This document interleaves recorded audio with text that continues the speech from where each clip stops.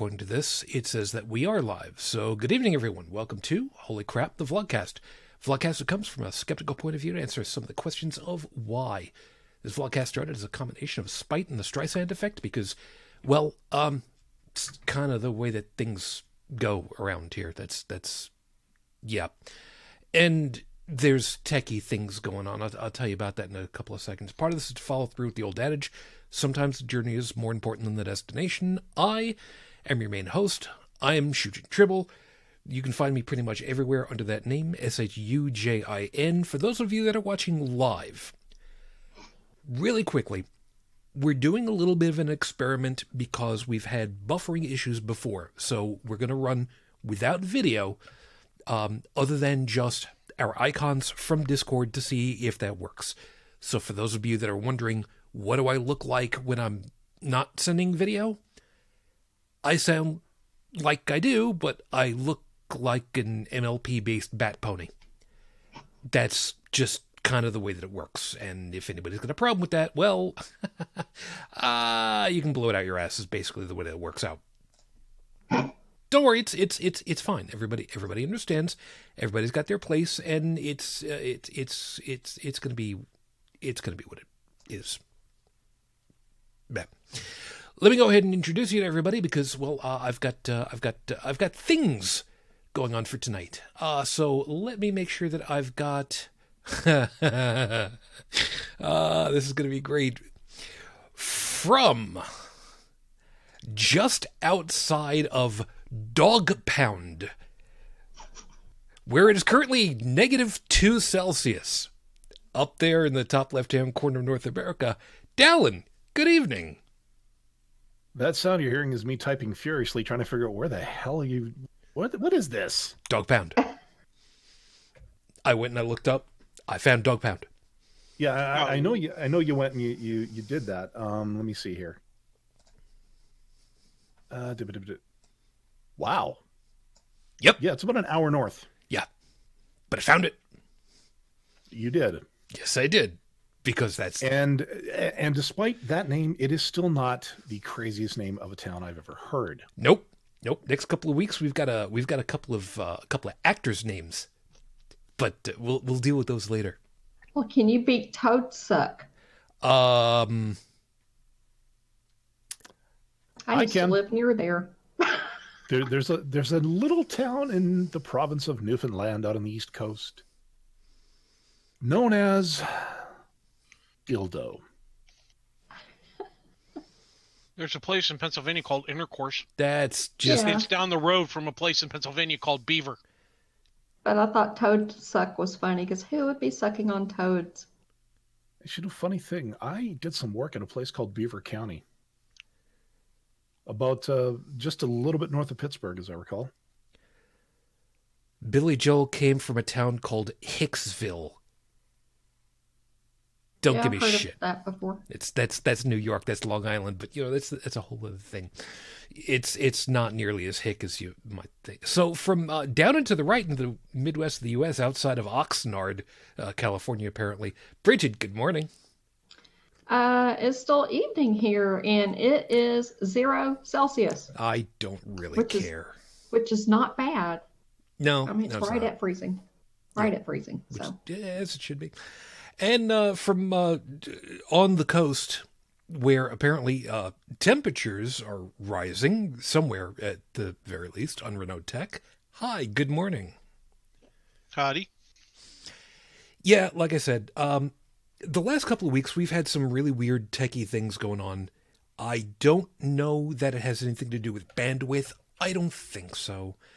I think it's more likely the problem has been with possibly my modem, could be with Windows, whatever the hell the case may be. It was annoying because it made us drop out, and it dropped out audio.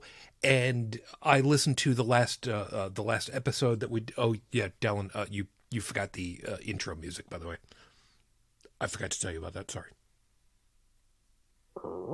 Yeah. Wait, we have intro music? Well, yes, but that's only... You don't listen to the podcast after it comes out, do you? No. You bad person, you.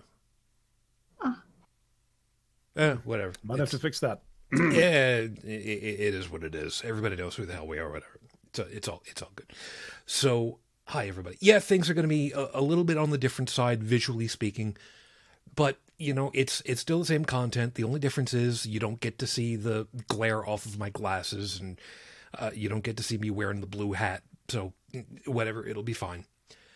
Joey is probably sleeping, which, considering, it doesn't totally surprise us.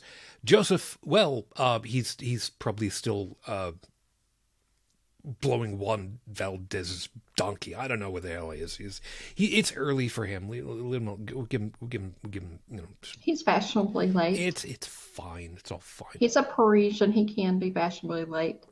I personally have been feeling like crap all day. I took a 2-hour nap earlier. It is what it is. Whatever. I'm planning on getting through as much as I can tonight. We may cut short. Whatever. We'll deal with it from there. And Dalan and I were talking last night about the horrible scopes from Friday night. That maybe one of these nights we'll do that. You know what? While I got a couple of seconds though,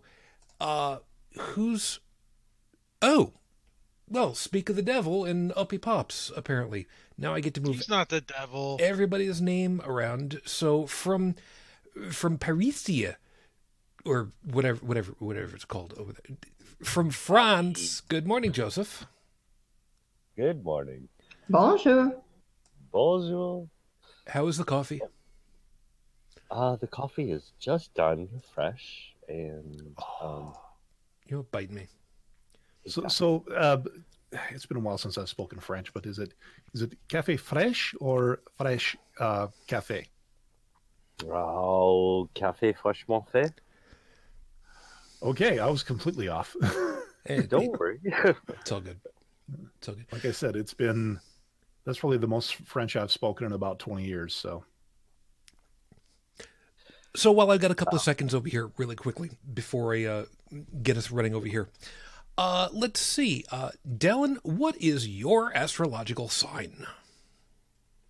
I almost refused to answer that one last night because you were threatening to alter it because of something I'd said. The only one I altered was the one that Joey got on my case for because I didn't put ING. God damn it. God, that was funny. Okay. Whatever. To be fair, tonight on another show I just did not too long ago, what I lovingly call Saturday Night Second Life. I did, of course, my weekend update, and one of the articles I did was one done by CTV News, which is a Canadian broadcaster. Remember that? Now, it was a Florida man story. Of course it was. Oh. Because, it's Florida man, okay? All I can say about Florida is just never change. Because, my God, I need content. Anyways, that article was so hard to read. How hard? What? No, I shouldn't say that. It's No, bad. okay.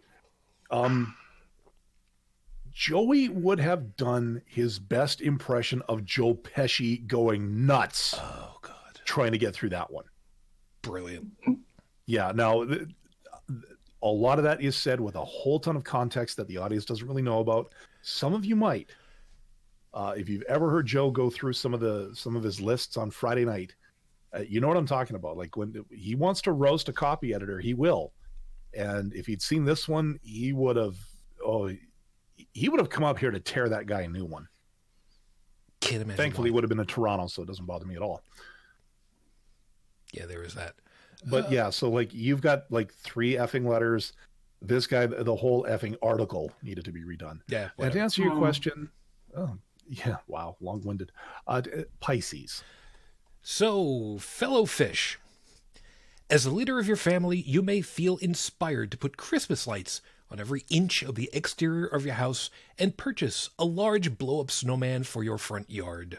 Christmas is over. You missed it. We know Target still has some lights on sale. Get over it. And no, You're not allowed to be 11 months early on this. Oh, my Now- poor audio levels. So you might be thinking that, a guy like me is, looking to go out and get Christmas lights and put them up right now. If I can quote your president, if I'm allowed for just a shit. moment. Sure. No. If I can, just one. Wrong. My brain. There is that. And joining us from otherwise points unknown, sort of, Joey, you made it. Hi, man.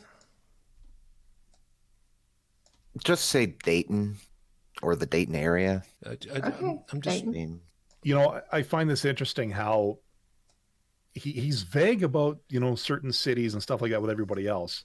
But for me, he has to actually look for a geographic location that is close to, and I just used finger quotes and I'm not on camera, to my city.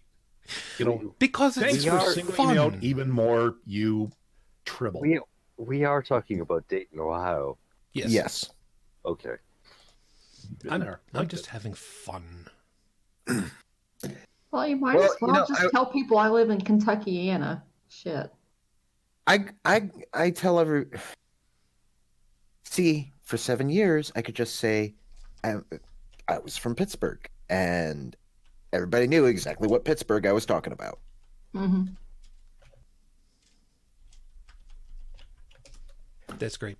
And I'm gonna get I'm gonna get one more just because it's entertaining. I'm asking Stephanie for astrological sign because I'm only just gonna do 2 because one of these days we'll just I'll just do 2 and just get it over with Oh dear. because it was fun. And now that's kind of the way that. And meanwhile, by the way, yes, over in the live chat, Stephanie is there, Felix is there, and apparently I'm logged in as myself instead of as the HCTV. So whatever is what it is. Is what it is. It's weird that way. So Virgo, pizza is a beautiful thing with endless combinations of flavors and colors, circular in form, dynamic in texture. If you find yourself this enamored by pizza, stop eating them and switch to 3 square meals a day. Lasagna, preferably with all 7 layers instead of 3 or 4. You're making food to enjoy life. For however short that will be when all that cholesterol hits your bloodstream. That's good Sounds enough. legit. Yeah. I've had a little bit of fun with these. It's the way it goes. What are you gonna do? Yeah, one of these nights we'll do when I can't think of anything to do, we'll just do the whole list and we'll have a little bit of fun with the whole damn thing. So hi. So let me go ahead and get the legit part of the show going, and we'll see how long I'm able to make it because, well, who in the hell knows? As Stephanie's loving it, lasagna is far better than pizza. Yeah. Well, I agree. lasagna is basically macaroni layered. Pizza. Well, cake. Cake. Okay. Yeah. Although I will say this much, Stephanie, you've not had my pizza, which I made for dinner tonight. So Yeah, Carbs. I'll yes, carbs, but I only had two slices out of an 8-slice pizza, and I put the rest away because Oh my goodness, that is restraint. It depends on the size of the pizza. Brigid, See, you have no idea. I know you didn't realize that you're going to trip my memory banks there for a moment, Dalan, but you just reminded me of a rather pleasing phrase that I learned while I was in Korea. Uh-oh. No, it's nothing terrible, but simply enough, it's the phrase directly translates to when will I eat your noodles?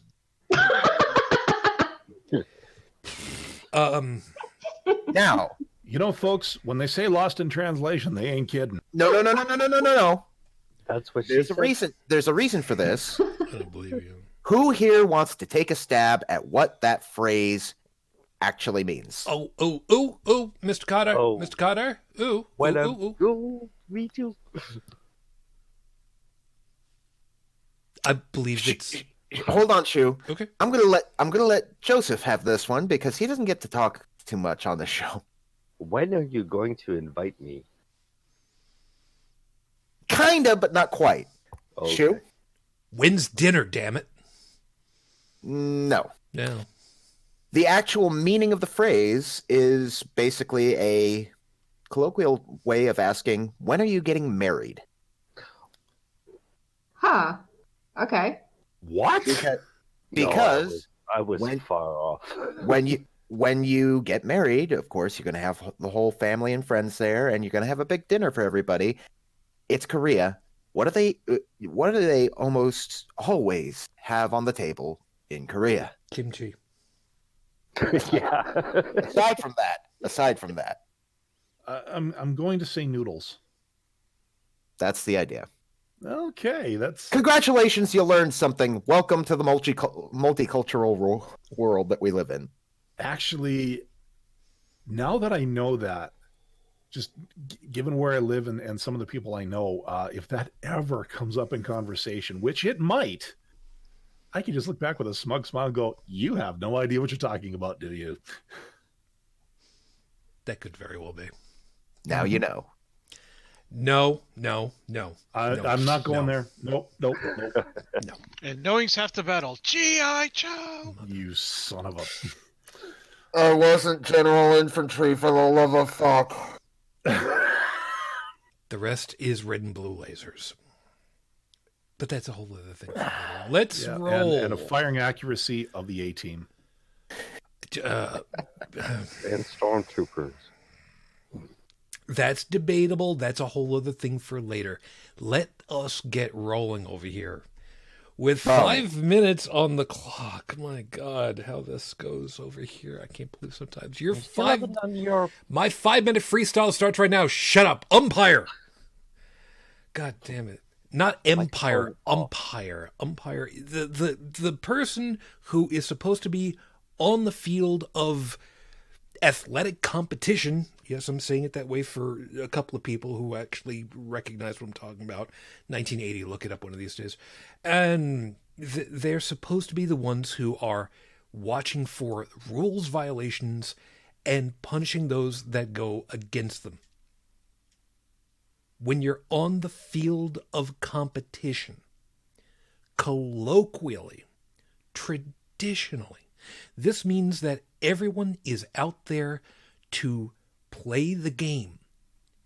They're not out there to game the game. They're out there to play the game. Meaning, everybody knows the rules and everybody is going to play by the rules. And that's the way that it's supposed to be. That's why the umpire is there. They're the ones who are supposed to make sure that everybody is actually playing by the rules. Because once in a while, somebody will decide, maybe just this once, I can hold on to this guy if they don't see, so that I can get away with it. I can get an unfair advantage for just a couple. Oh, you saw that. All right, whatever. Of course, then you've got the other guys who are just like, oh, thump. I've fallen, and they grabbed my hair in the middle of the football game, and they stepped on my ankle, and they broke my. No, it's fine. I can walk. It happens. You can't really do that in certain games. I mean, things like, for instance, polo. I mean, most horses don't try to pull each other's manes. This is true. You don't have this going on in fencing, mainly because most people don't decide to start left-handed and then switch hands. Usually. I don't know. I mean, it could be. I do. There are people who kind of do that in boxing, though. They'll start left-handed, and then, they'll actually be right-handed and switch their stance and screws everything up on the other guy, or vice versa. I've known some guys that have done that. I used to box once in a while. Long time ago. But it doesn't just go with sports. It goes with everything that we deal with when we are interacting with other people. And especially when it comes to debate. There's always someone who has to say, look, we've agreed on the terms. We know what the rules are supposed to be. We've all agreed to them. Let's all follow the rules, and the game will go where it goes. And the winner is the one who is best able to work within the rules. Nobody has an unfair advantage. Everybody's doing what they're supposed to. Some win, some lose, but it all turns on how good can you play the game, not how good can you game the game. Umpires in debate are sometimes called judge. When you're dealing with legalities, the judge is supposed to be the one who says, you are inside the rules. You are outside the rules. But it takes somebody else to come along and say, excuse me, my opponent over here, they're trying to game the system. Judge, I would like you to tell them not to do that, please. You know what? You're right. Cut it out. Now the problem of it is,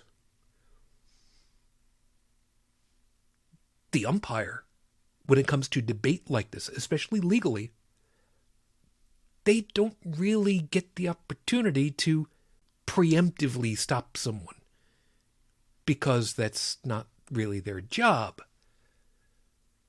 But if there's one thing that we've seen over the last week, 10 days,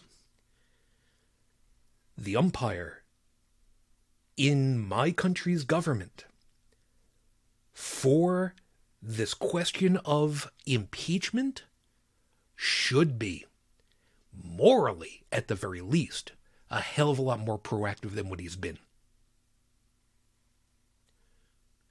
We want the people who are actually involved in this to do their job. Brother, why aren't you doing yours?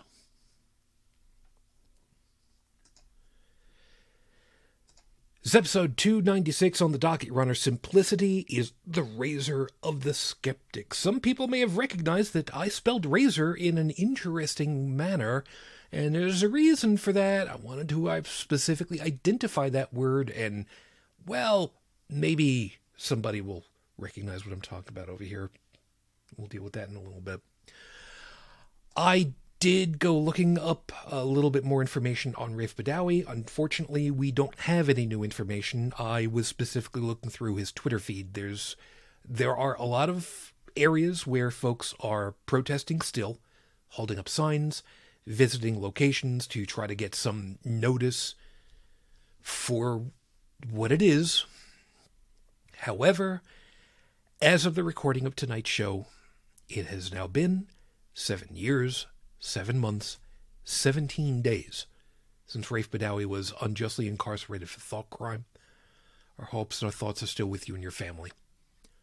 We are still waiting.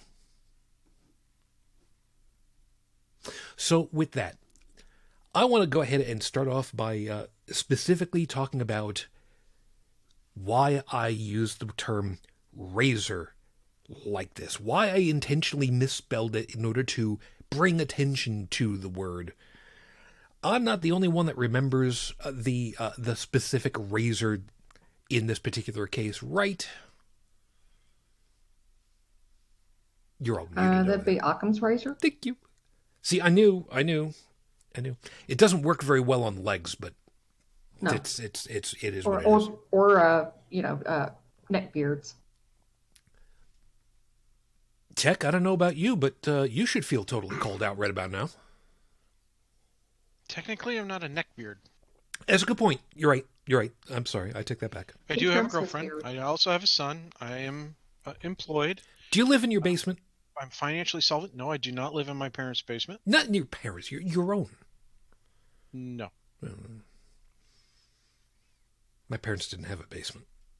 Actually, here's the thing. In high school, when I moved, my second year of high school, we moved from New York down to Virginia.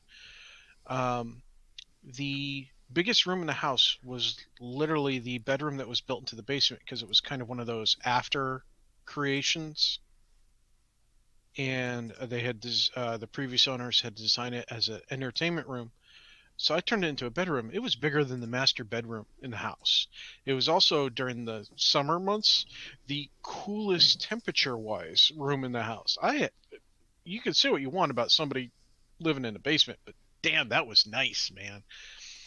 It was real nice. I didn't need an additional window air conditioner to cool off or anything like that, man. No, that's a beautiful part of why I've got my my home server in the basement. It's cool down there, Jack. Yeah, exactly. People like just basements. When I lived in New York, I think I was somewhere around like 10 or 11. I spent a night at a friend's house, and we got to hang out in his parents' basement. And they had wall-to-wall carpeting down there. They had the TV, the old TVs, the old CRT stuff, up on the wooden entertainment cabinet with the VHS tapes and such. And there was a recliner and a nice couch. Dude, it was comfy. We put our sleeping bags down there. It was great, man. Yes. People diss basements is like, nah, being stuck in an attic sucks. Yeah, that part is true. See, where I grew up, Long Island, a basement was called a swimming pool. Oh, because there's Sump pumps? No. You misunderstand. There's no basements on Long Island because the water table is so goddamn high. High, yeah. There's no way to do it. Your house would literally be floating on and constantly pumping water outside, which would just seep back in, and why even bother? Although I do have a basement now, so that's kind of like going to certain areas of parts of Florida. Or New Orleans. Nolans. Nolans, where they have to bury people above ground in little mausoleums. Yeah, let's not talk about the caskets suddenly floating because they got flooded out. That's a whole. Okay, back to the point. Occam's razor. Occam's razor basically says, and I'm paraphrasing here, generally speaking, the answer requires the fewest amount of logical leaps. Like I said, I'm highly paraphrasing here. Mm-hmm. So if you're trying to figure out who done it, if you're watching Scooby-Doo, for instance, usually you don't need to go ahead and say, oh, look at that. The guy inside of the mask was Don Cheadle? No, that doesn't work that way because, that would be a huge leap of logic because, Don Cheadle's got more class than to be in a... I can't say that. Well, no, actually I can because, they had K.I.S.S meets Scooby-Doo.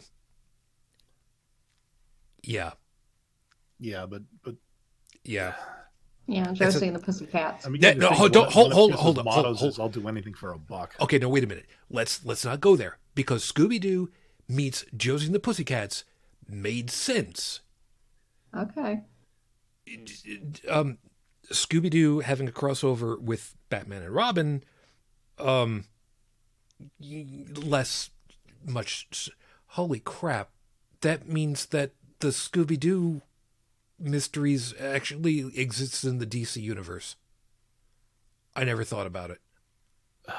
That does not fill me with a lot of hope for the movies.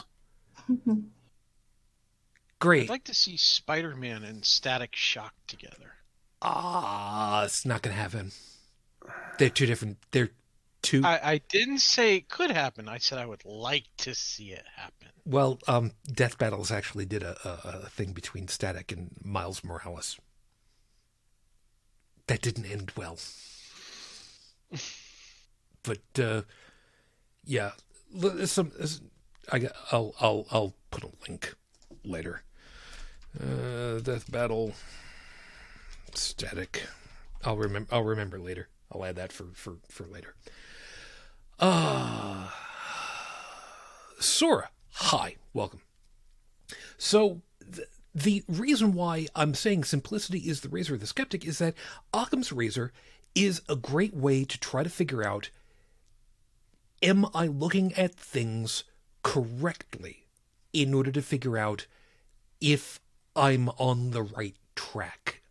Am I going to be able to think about something in a logical manner without being formally trained in logic? Because, I mean, most of us aren't. I will go out on a limb and say that I have had no formal training of any kind for public speaking or critical investigation or anything like that. Have any of you actually done that? Taken a philosophy course, maybe? I have, and I'm married Yep. to a philosophy professor, so yeah. I've taken interpersonal communication and psychology courses. Most I took was one public speaking course in college. That was about it. My second major was anthropology, so you can forget me. Great. So Joseph and I are the only two heathens in this group. That's great. That's perfect. That's wonderful. Well, I Wow. only took one philosophy course. That's one more than me. Well, I didn't mention everything I've done since then. See, meanwhile, I'm thinking to myself, yeah, we're all pretty much on the same level. We're all, just bumpkins, really. When all is said, no, I'm one of the, I'm the one I'm hosting. still a bumpkin. I'm hosting the whole damn thing for 4 years, whatever the hell it is. 5. 5. God, I can't even count. It just means that you pick the right people to co-host. That's one of the that's the two things Very that I've got. diverse. That's the two things that I've got going for me. I know who to surround myself with, and I know how to name things. Beyond that, I'm whatever. Yeah. Okay, fine, whatever. So the idea, though, of using Occam's razor is that there are few times where you really need to take a leap of faith as far as to understanding a topic for when you're doing science. Shut up. Fuck off. Learning shit. Faith? What did you say, Joseph? A leap of faith? Why do you need a leap of Exactly. If you need a leap of faith, you shouldn't need to be discussing the topic. Exactly my point.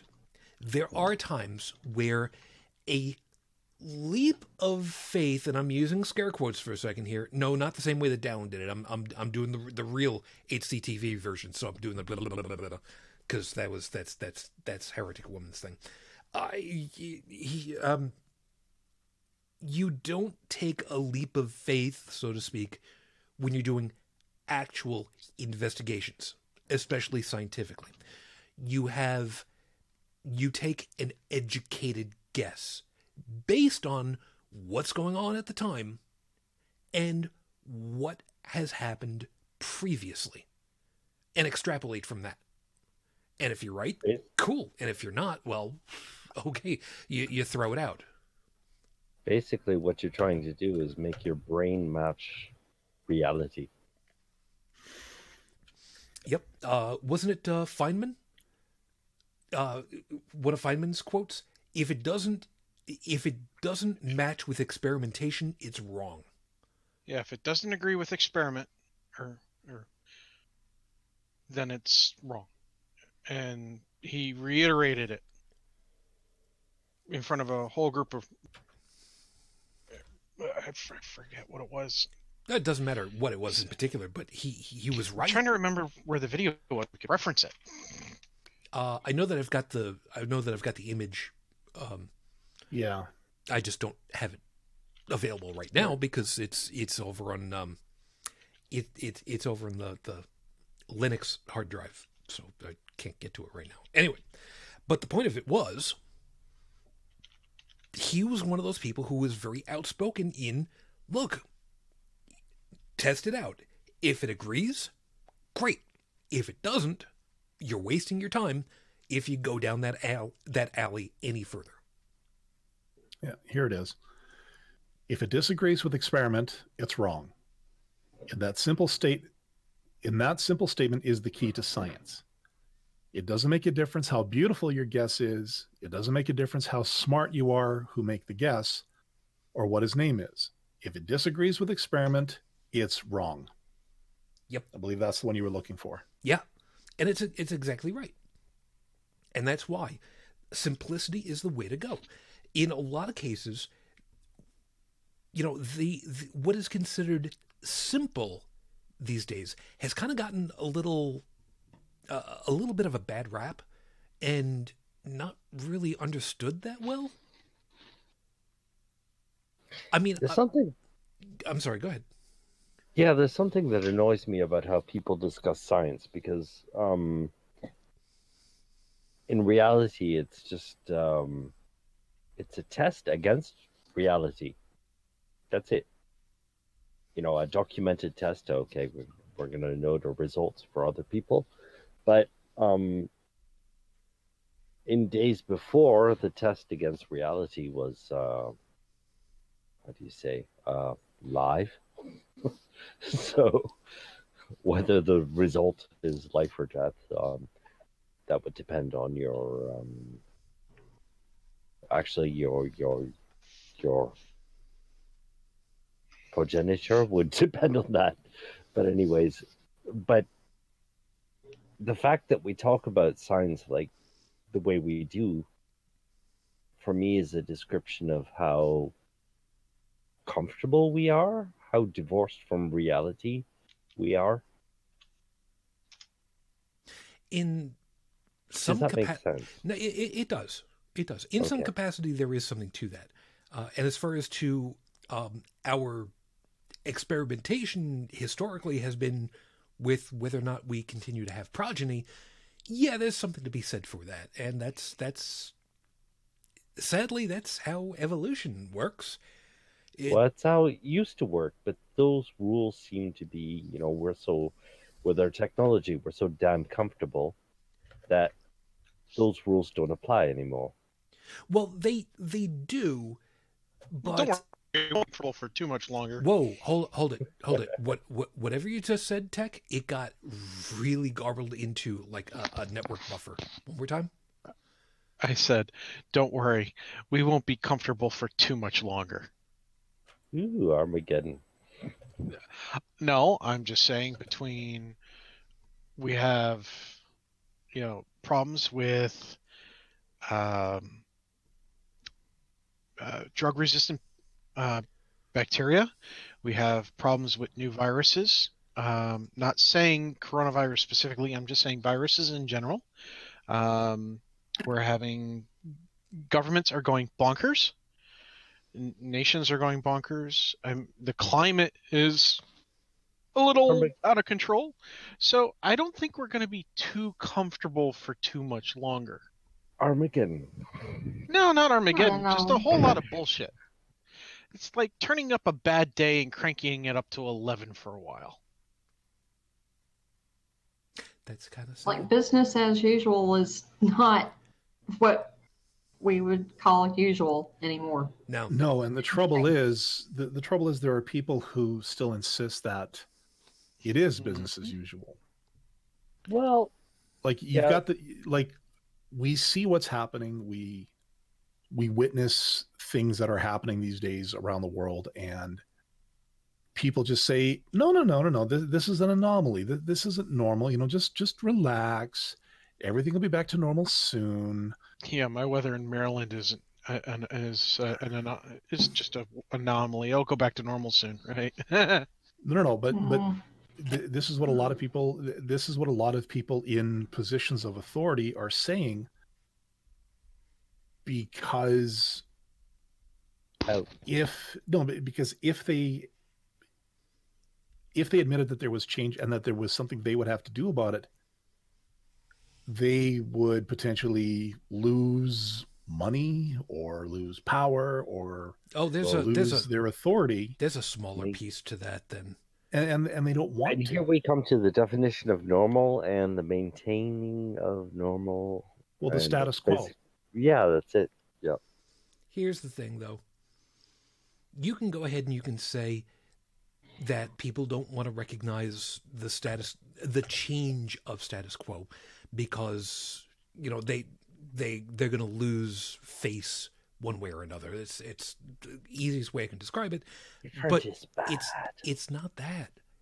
It's that if they recognize that there is something they could do to alleviate the current changed status quo, because it's no longer where it is, because it's a moving point, that means that they have some responsibility to act. What do you think about change? Like, if somebody made a proposition to you that was different from your status quo, what would you do? Well, first I'd throw the last of the Canadian pennies that I've got at them. Does that help? They don't make them anymore, by the way. Just so you know. They Right. don't.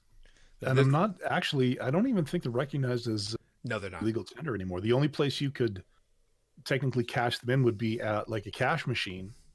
Good luck. Where, I don't know, like we have these like change machines in certain stores where you can take all your jars of quarters and pennies and stuff, throw it all in there, and it'll print out a receipt. And then you go up to the cashier at the store and you hand them that receipt, and they will give you the cash equivalent. And they would probably still work down here too, because like cashiers don't pay attention to them. Oh, except when they do. Yeah. Oh, except when they do. Well, you could I probably have- use it I- to I've change had- things. I've talked to people who have they've accidentally put like a Canadian quarter down along with other change, and they took one look at it, and It's counterfeit. yeah, the response to quote them was biblical. Yeah, that's a whole other thing. What Well, the Canadian pennies, though, are the same size as ours. So if you threw it into a big change thing, it would probably go. And I know used to, if you accidentally rolled them with a roll of pennies at the bank, they'd still take them. Yeah, because it's so little. It doesn't matter. My ex-wife used to when she worked at a grocery store. At the end of the day, she would exchange American change in the cash drawer with Canadian change. So she would come home with, $3 or $4 worth of American change. Wow. And the thing is, she got her supervisor's permission to do it, because she would, Yeah. pay a Canadian quarter for an American quarter. And the thing is, the plan was we were going to save it all up. And then if we ever took a trip down to the States, we'd take that money with us, as blow money. I mean, yeah, it would maybe amount to $10-$20, but that's still $10 or $20, more than we would have had. Mm-hmm. Dalan, you Yeah. you do know that it's illegal to buy blow in the States, right? Hookers and blow. Well, you can't buy either one of them. It's- Do you still remember the question I was asking? Yes. The question Okay. the question is, what happens if something comes along that is going to change your opinion on what the status quo is, and what do you do with that once you've got that? Well, you squirm. Scientific method. Well, you squirm really hard for a little while, because it changes where your comfort position is. Why? Because it's... I want to use an analogy for a second. Water, trust me for a second, water flows from up to down, following gravity. That's just the way that it works. We all know this. We're not talking about super dynamic fluids like super cold hydrogen or helium or anything like that, where it will actually flow upwards, but that's a whole other thing for later. Don't worry about that one. Look that up, actually. It's fucking hilarious. Anyway, water flows from up to down using the least amount of effort necessary. Come to cup. Have the least resistance. Exactly. The same way that electricity does, which is why lightning strikes where it strikes. It isn't always the highest point. It's just the one. You're still not answering my question. No, like I said, He's getting to it. yeah, I'm getting to it because I need to kind of lay out the analogy. And Just to keep it very simple, it takes whatever path conserves the most potential energy. good enough right there. Now, to that end, water will meander or seemingly to, because it's able to push the softest dirt out of the way to get to the lowest point, sea level, effectively. Why do we squirm and have a really hard time when something changes what the status quo is to us? It's because we have to now invest some energy into changing how we approach whatever the topic is, because we've already found a pathway through whatever the topic is, philosophically speaking, that we are already comfortable with, that we have known, and requires the least additional work compared to believing the earth is flat, for instance. But if something comes along and changes the status quo, how we think of things, for instance, how amazing it must have been for theoretical scientists to suddenly find out, hey, you know what? Atoms aren't the smallest items. They're stuff that atoms are made up of. They're made out of these new smaller even points. Or maybe it's not exactly a point. Okay, but that... It's funny because you're talking between like three worlds. You're talking about people who are directly concerned with reality, who want to know how things are. Yeah. Then you got people who survive by imitation, sorry to go back to that model, who live in other people's definitions of reality. And then you have people who are scientifically minded.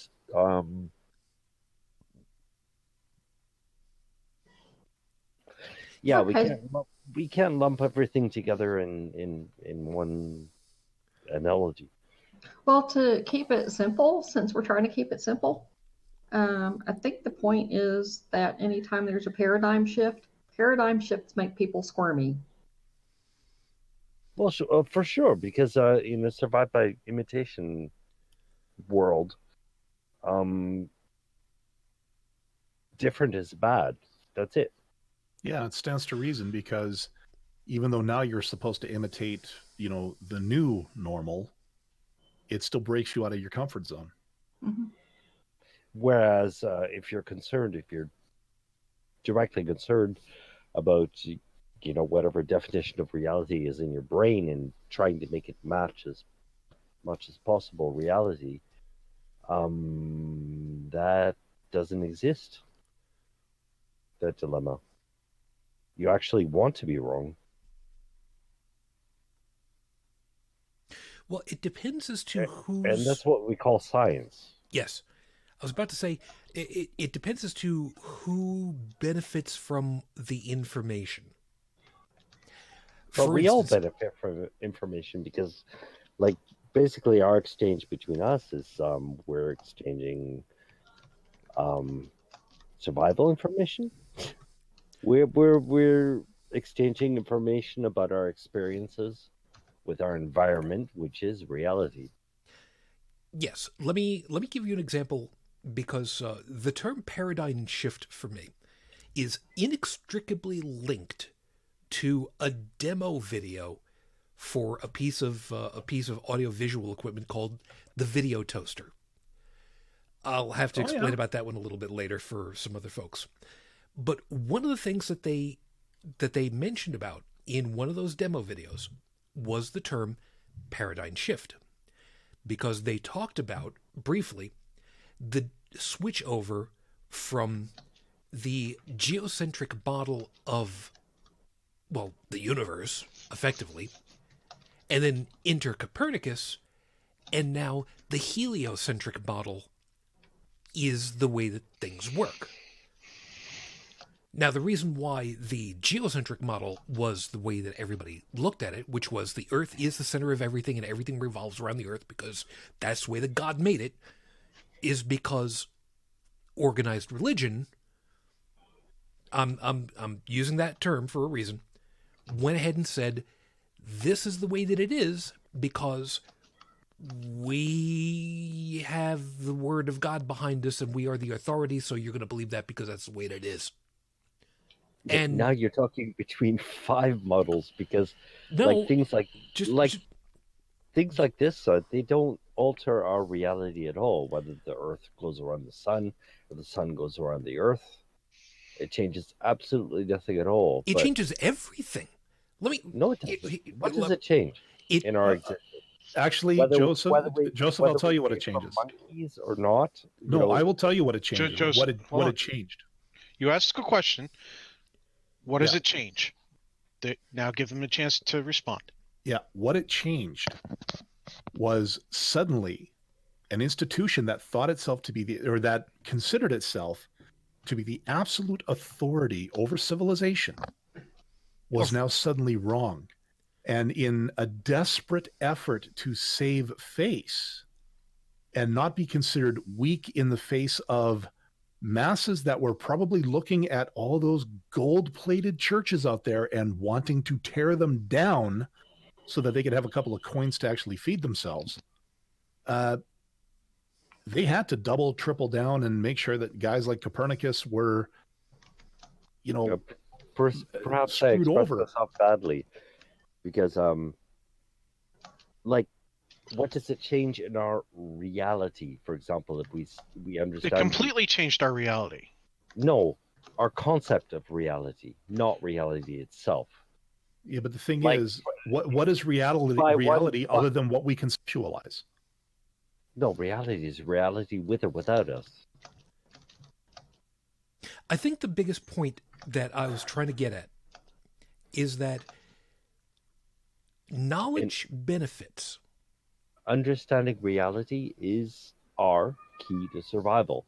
Yes. Whether we rely on somebody else for that information or we decide for ourselves.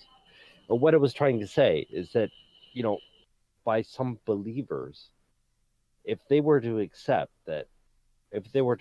evolution, one would believe that we'd suddenly all turn into monkeys. Well, it seems to be like a life or death situation. Well, that's just idiotic because, we're apes. It is idiotic because it changes absolutely nothing. We have the reality around us. We don't know how atoms work or anything. We don't know about biogenesis. So, but, our existence continues. It doesn't affect our reality, our beliefs. It does in this region. It does affect beliefs. Understanding things can affect beliefs very much so. Well, of course. Right. But beliefs don't affect reality. Beliefs affect our perception of reality. Yeah, but I see where he's coming from. If we say that if there's a belief that, if you believe enough in a God, you could leap out of a building and fly, gravity is going to win that one. I would say 9.5 out of 10 times. Well, unless you're from Kansas. Unless you're from Kansas, that's the 0.5. And you have red shoes. There's a Rush lyric that made me think of. You can change perception, but reality won't budge. Yeah. Yeah. Rush plug. Shameless. Actually, I've been playing a lot of Rush songs this week, so no. If there was a motto in my sorry, I'm lapsing into French. If there was a motto for my life, it would be the universe doesn't give a fuck about you. Funny you say that one. I apparently had a couple of really good lines that I used and philosophical ideas that I thought up for myself back in high school. And one of them, believe it or not, was, and I'm not saying that I'm some kind of philosopher or nothing. It's just that I thought this one up and it just kind of stuck with me for a very long time. The universe does not care. It is neither generous nor malicious. It simply is. Now, at the time, admittedly, I'm in high school. I'm not the most socially apt person in the world by any stretch of the imagination, but it made a lot of sense to me. Things happen because they happen. Now, it doesn't necessarily mean that people are out to get you. It doesn't mean that they're necessarily out to help you. Things just play out the way that they play out because that's the way that they've played out. It's not something that you necessarily need to be angry about or happy about. It just is. And we have to deal with it the way that it comes our way. Which is kind of the same way that Marcus Cole eventually used his line where he basically said, almost the same thing and ended with, so now I take great comfort in the unfairness of the universe. Well, that's a great thing. Yeah. The fact that the universe isn't fair, it means that the people who die horrible deaths didn't deserve it. Right. That the tens of thousands of kids who die every day of starvation didn't die that way, that slow, agonizing death, because they deserved it. Yeah. I found the actual quote from Babylon 5. I forgot what which episode it was, but Marcus Cole. I used to think it was awful that life was so unfair. Then I thought, wouldn't it be much worse if life were fair and all the terrible things that happen to us come because we actually deserve them?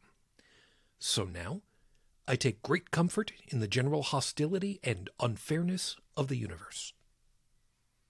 Yeah. And besides, show me on a birth certificate where it says fair. Yeah, but fair and unfair itself is a concept. Agreed. I mean, you're going to test things against reality, and the result you get is going to be what you expected or not. It's actually fair and unfair. It's actually expectation based on a concept. But there's a line that I think I've heard some atheists use in the past, and other people have used it as well. And it's very simple. Facts don't care about your feelings. Yeah. Yep. It's a simple thing. That. Like, it may suck, but there's really nothing you can do. Water is wet. Gravity makes things fall down. And do you see why I'm constantly harping on this survive by imitation model? Because it all comes back to that. Because I really get the impression that 60% of humanity is living in a concept of reality and not reality itself. And this reality is dictated by other people. Yeah. Not themselves. People have not learned to judge for themselves what is real and not real. They don't test anything. Yeah. Well, I guess the one thing about the whole survival by imitation, I've been mulling this one a lot lately. And test me. Thank you for that. But I mean, no. I've just been really thinking about it, and up until a certain point, survival by imitation is all we as individuals have because we don't know any better. Well, we don't. Now, no. Hold on. To a point. No, but let him finish. Let him finish. Like I said, to a point. Our parents supposedly teach us. They help us build. Our ego and super ego. How to function in the society you're currently in. Yeah, I wouldn't go that far with that description, but well, but what I'm saying is that you do have to learn from somebody. If you are put out in the middle of nowhere with absolutely nothing to imitate, when you're young, when you're impressionable, if there's nothing out there for you to imprint on and imitate in order for you to survive, you won't. I completely agree for childhood, because that's why we have this capacity. Yeah. But at one point in our life, we have to transition into self-sustenance. Exactly. And we seem to be stuck in. Yeah. What I do worry about, though, is that, someone like me, for instance. I got along, survival by imitation up until, I was of the age where I could start making my own choices. But some of those choices were to be a member of the society. And if that makes me a particular kind of sheeple, well, then, like, does that mean that you see where I'm going? Like, Yeah, I worry that a constant criticism of complete of life by imitation would lead to encouraging everybody to be an anarchist. But here we're getting not anarchist, because you have to decide if you want a consensus or a democracy. People have to decide for themselves before discussing with others. You have to know the value of things yourself before discussing with other people, because when you have each other's survival in your interest as your main interest, it's a different perspective, because when you don't know how to judge the value of anything, your only level of judgment, or your lapsing into French, but what the hell, reparation, your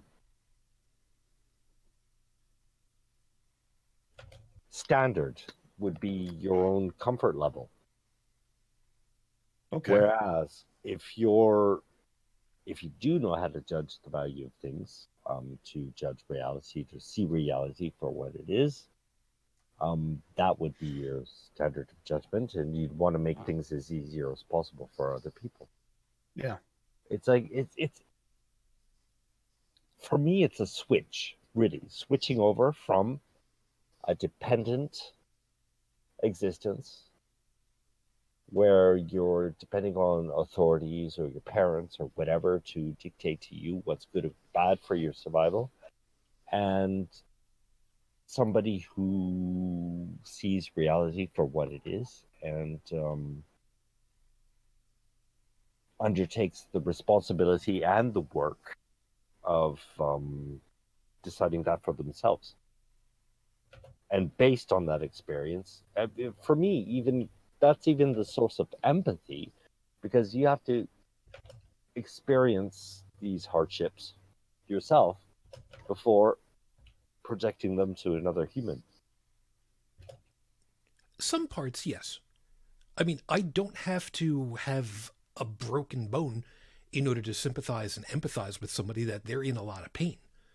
Well, and there's also, the typical, and I don't care how many of you people tend to deny it, but when you see a member of the male gender get a foot between the legs at high velocity, you cringe. Even I ladies, also cringe when I see that happen to a woman. Yes. Because That a hurts. fair point. To be honest, I've very seen it happen to a woman, so I just lack the anecdotal context for that one. Well, and for our listeners who don't understand, imagine all the pain that we would suffer if you haven't already, especially if you're a guy who has been on the receiving end of a swift kick. Yes. Now imagine all those pain receptors that you have in a very small area, very concentrated area, and then getting kicked in that moment.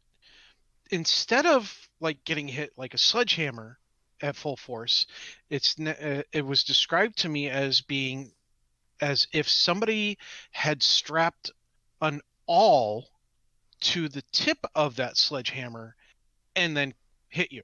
The difference being hit with a mallet and being hit with a pickaxe.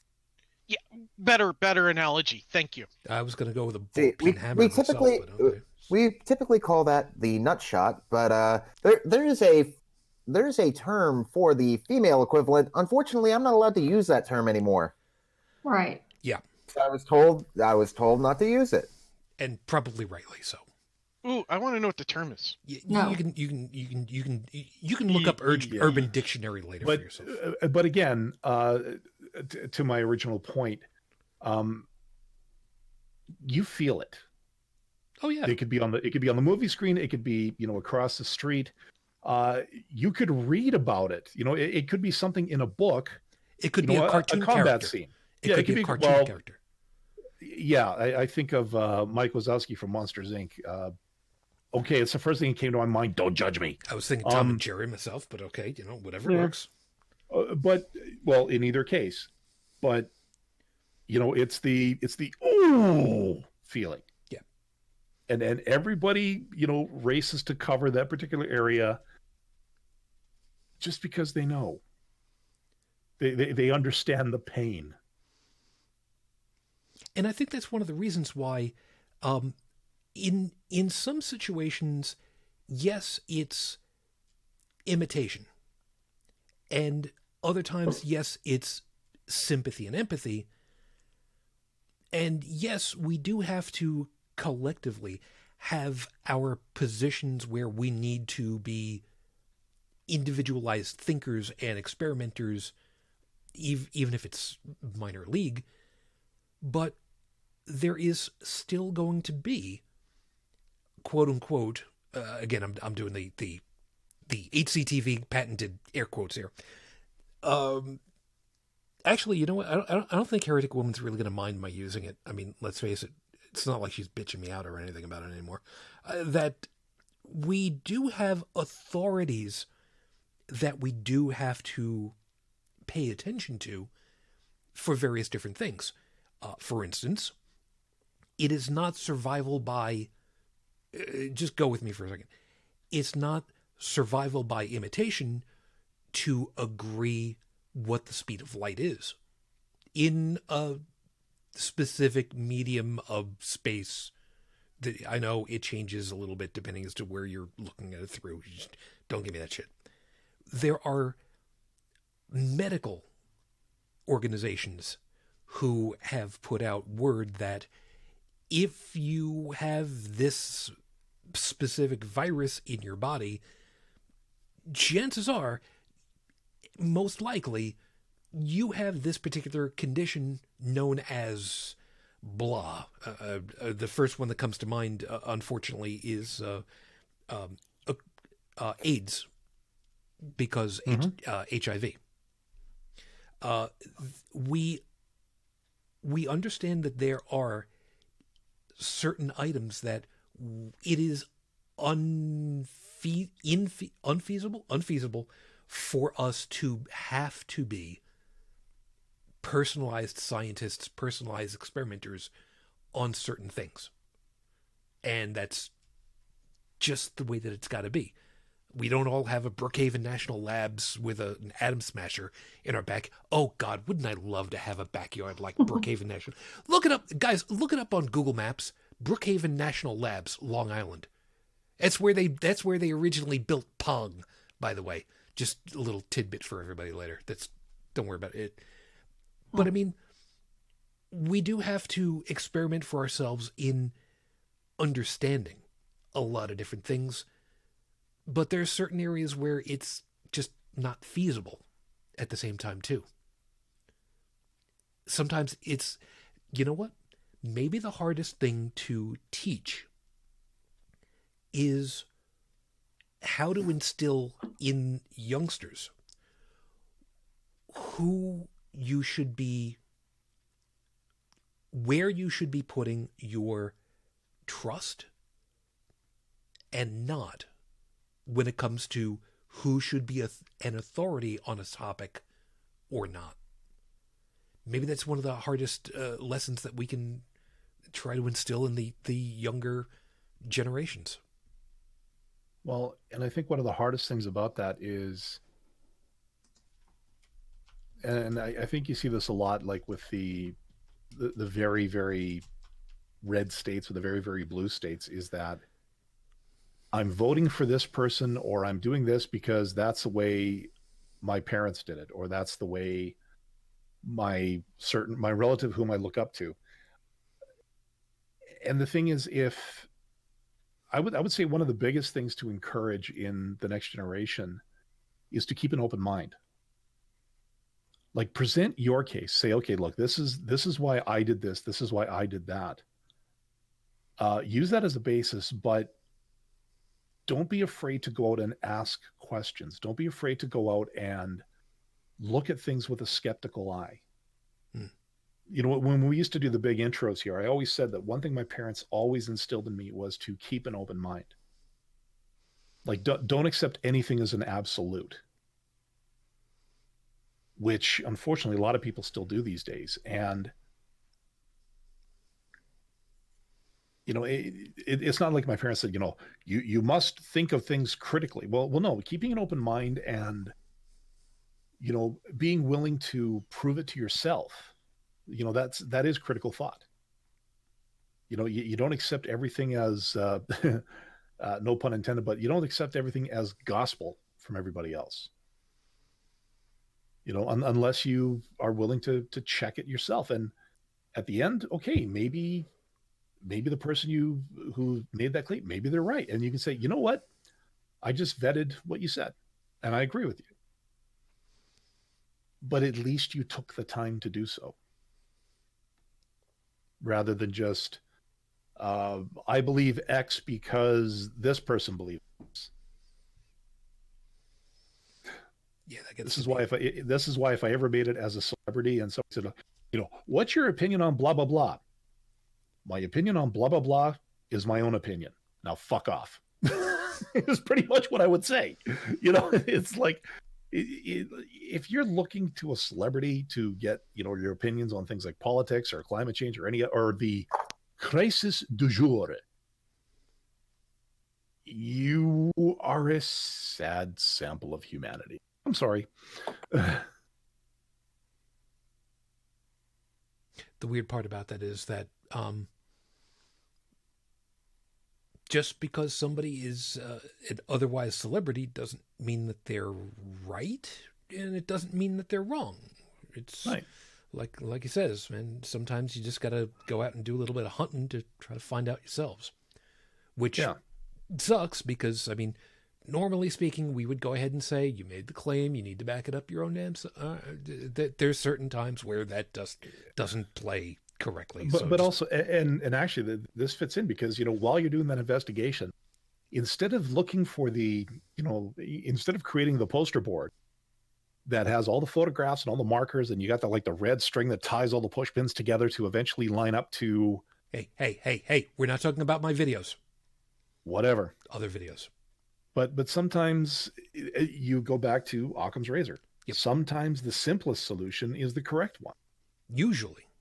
Yeah, usually, because let's put it this way, folks. The term criminal mastermind typically only exists in movies and TV shows when they're trying to stretch something out over a few weeks for ratings. More often than not, the person behind the mask is exactly who you think. Yeah, there is that.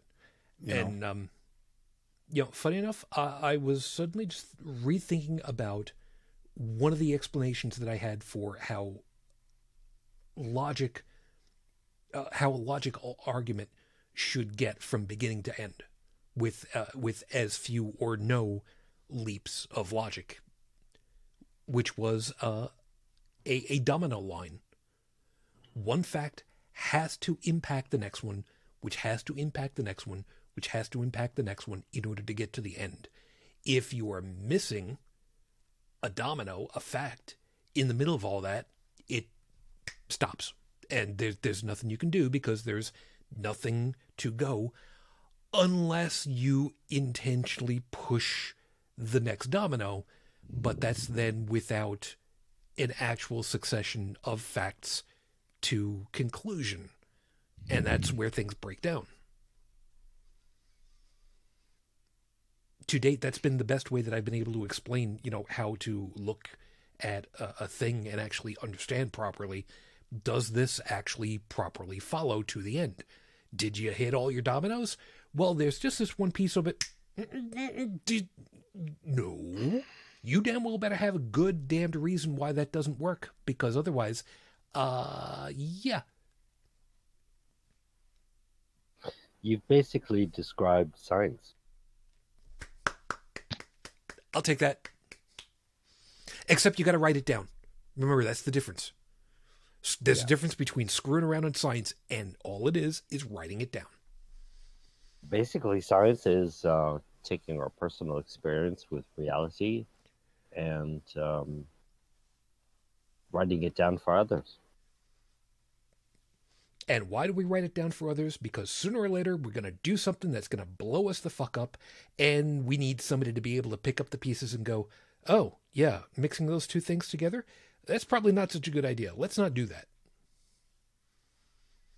Yeah, right up until they say that, oh, you're just saying that because, not a member of these checkboxes that I demand to have checked off for my ideals. So I'm going to go ahead and do it anyway. At which point you kind of step back and go, be my guest. Yeah. Darwin And Awards. then as the pieces are do you raining think- down, you kind of go, But do you say Oh. it with a French accent? Well, he does. well, it I all depends on, it depends on who you're talking to. Or you say, please proceed. Oh, I think I get it. It's like, be my guest, put your theory to the test. Not bad. Can I quote you? Only if you sing it, Joseph. Oh, God. In a French accent. In a French accent, yes. Don't you wish that Darwin had spent less than 8 years on barnacle dick? That doesn't work the way that I thought it was going to. You know what? Darwin this and Darwin that. But for crying out loud, the turtles. Think of the turtles. Well, actually, Turtles all the way down. I was No. thinking- The turtles are Galapagos?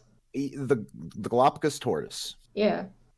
That one. When they had gone and recovered a sample of the species to bring back to England, no samples made it to England.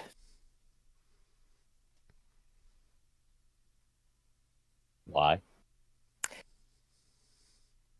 Soup? Basically, Nope. I was People waiting. gotta eat. Yeah, well, I was waiting for you. they ate them. They took them, stacked them up on the ship, and here's the thing: the tortoises are a ready supply of fresh water, and the meat is tasty, and they don't exactly run away very fast on a ship, especially when you stack them shell to shell. I'm pretty sure they don't run away fast, period. Ever.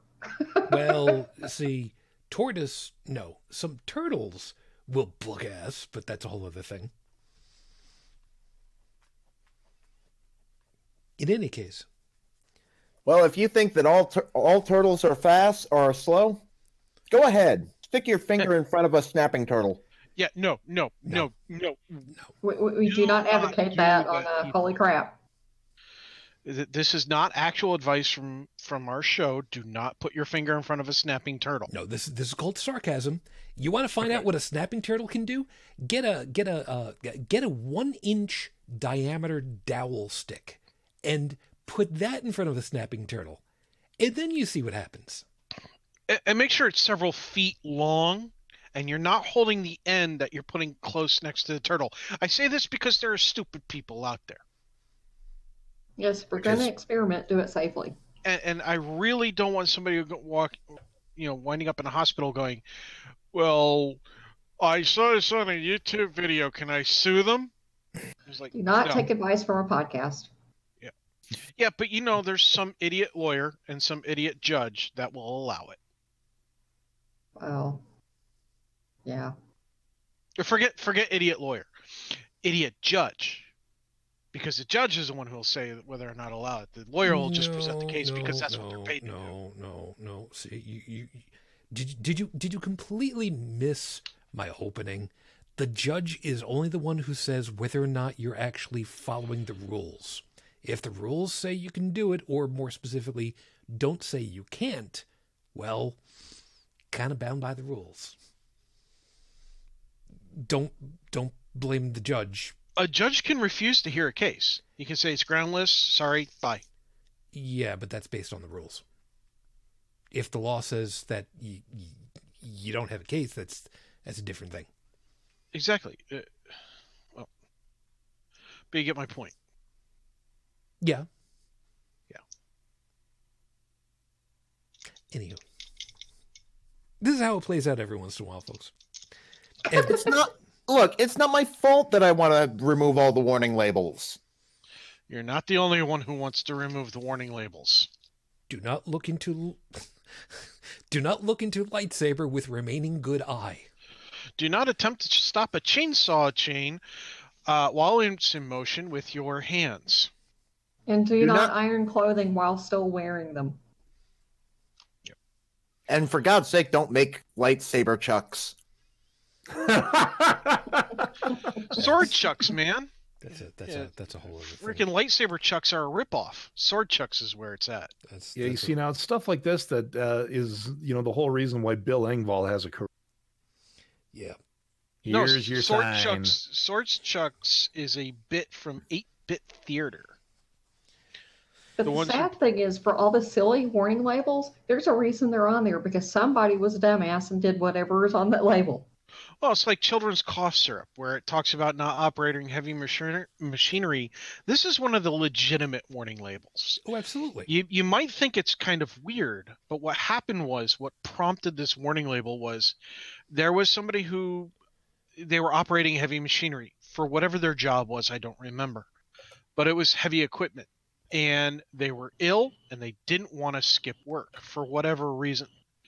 But knowing that regular adult level grade medicine made them tired, they looked at the children's and figured, well, this stuff isn't going to put me asleep. This is for a kid, Well, an interesting fact about some of children's cough medicines.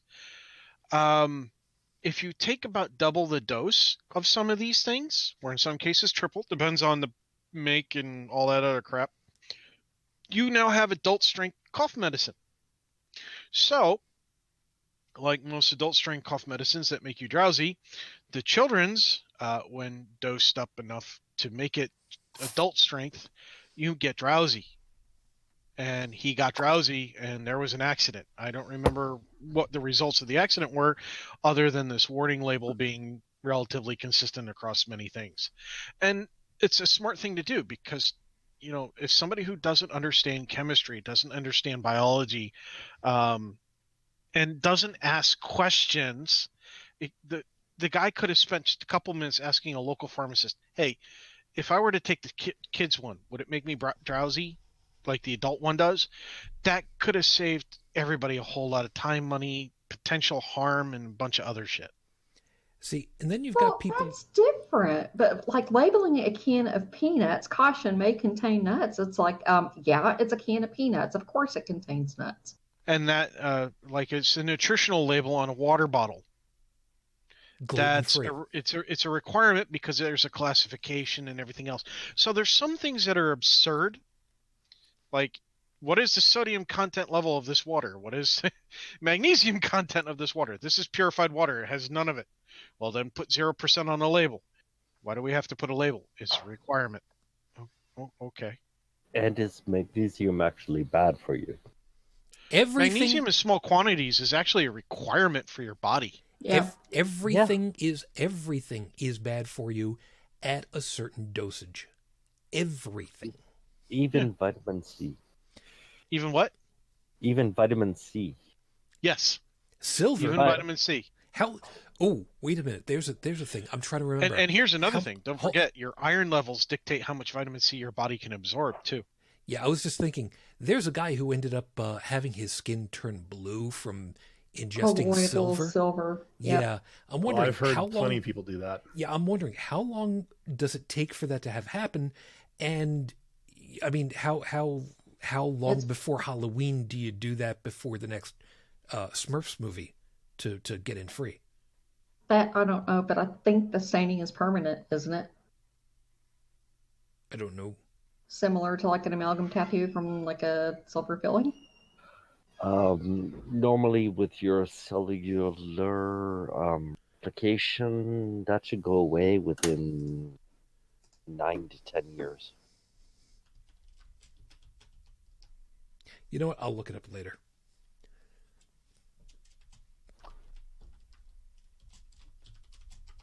Or maybe But I'll I just have to start it. wonder about the person who used a hairdryer in a bathtub. I'm wondering if it was put on there not because somebody was dumb enough to try it, but because of people who were doing stuff like toasters and all that, and they were trying to discourage people from, some family member sued saying, hey, no, it wasn't suicide. This person wasn't trying to kill themselves. They were actually just trying to dry themselves off, and they electrocuted themselves to death. Therefore, I'm suing the company, and won, because something like that is feasible to occur in a court. Oh, well, I found it. Apparently, from For the hairdryer? No, the silver. Oh, Apparently, it's been known since the mid 19th century for people that were working with silver. So inhaling, ingesting, because you work with the stuff, and it had some stuff. Some silver was used in some medications, which kind of stopped in the 40s. 1940s. You can actually still get silver antibiotic ointments. Well, yeah. Yeah, I'm not so sure about what I just said because tattoos. Mm. But as somebody who used to mix my own photography chemicals, silver is a pretty big element of that. Oh. Mm-hmm. Yeah. Photo development was always fun, man. I used to do. I studied photography too. My favorite time was in the dark room, but man, those chemicals. Oh, the things they do to your hands. Oh, it sucked. And actually, cyanide is part of it. And ordering that from the pharmacy, that's always a lot of fun. Ooh. Or how about getting your little exposure tool that actually has radioactive material in it, and having to make sure that you handle that one with care. You talking about a spot meter? Yep. Okay.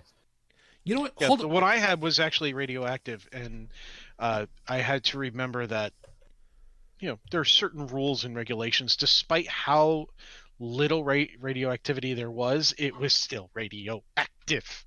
Yeah, hold right here, because I want to use this as a stepping off point for a piece that I know full well that Joe and Dalan both remember about. Brigid, I'm pretty sure that you remember, and I'm pretty sure the rest of the panel actually specifically knows about this one.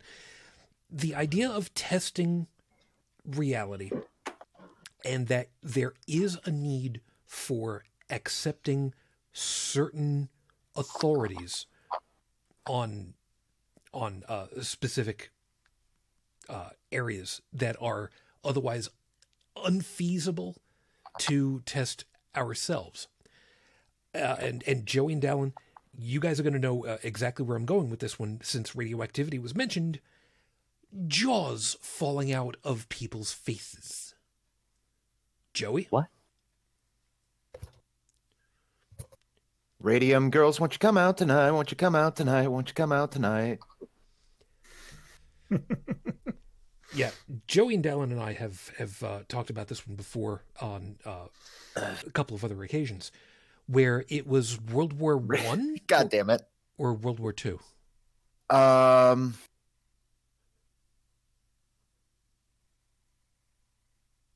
It's right in between, I believe. Okay, so But yeah, God damn it, Radium girls, won't you come out tonight and dance by the light of your glow? Mm-hmm. So the short version of it was that somewhere between World Wars One and Two, radium was found to be something that could be taken, somewhat refined, and painted in order to get. It was specifically the iron sights on rifles, right, Joe? Well, at the time, it was things like clocks, the indicating watch faces hands and of the stuff. clocks and watch faces and stuff like that. And they required women did it because men were typically involved with either preparing for the war or in the war. And the thing is that they had to use these very tiny little brushes and had to keep the Tips of the brush, very fine.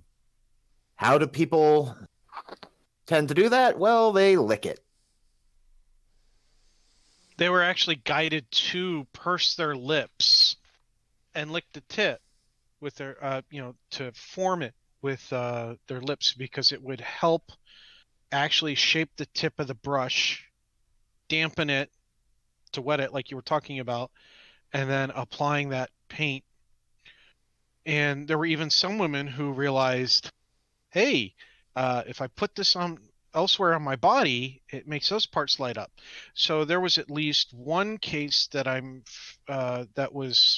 they actually put it in as part of a knowledge piece on one of the science channels.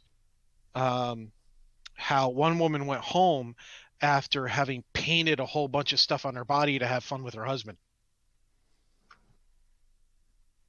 Yeah, she apparently was one of the first ones to have symptoms. At that really level funny, of exposure was much faster.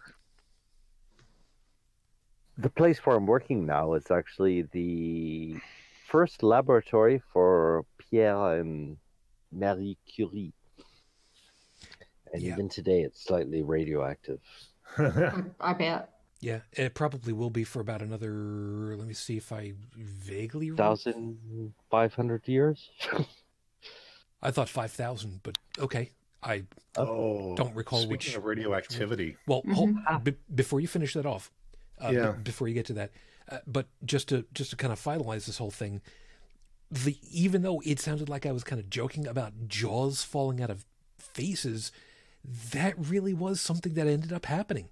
There were some women who were in these productions who the radioactivity broke down their mandibles and they disintegrated and kind of fell out of their faces. And like I said, what I was trying to get to is that I don't think this is something that we want to really be intentionally experimenting with.